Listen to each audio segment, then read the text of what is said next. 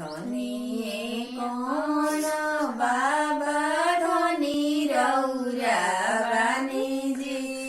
कहिया के हरदिस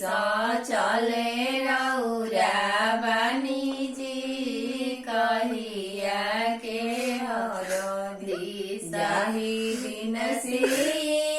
बेटी तोहरो जनम जी ओही दिन के हरदिस चले हम बानीजी ओही दिन रो दुलराई तिनी बेटी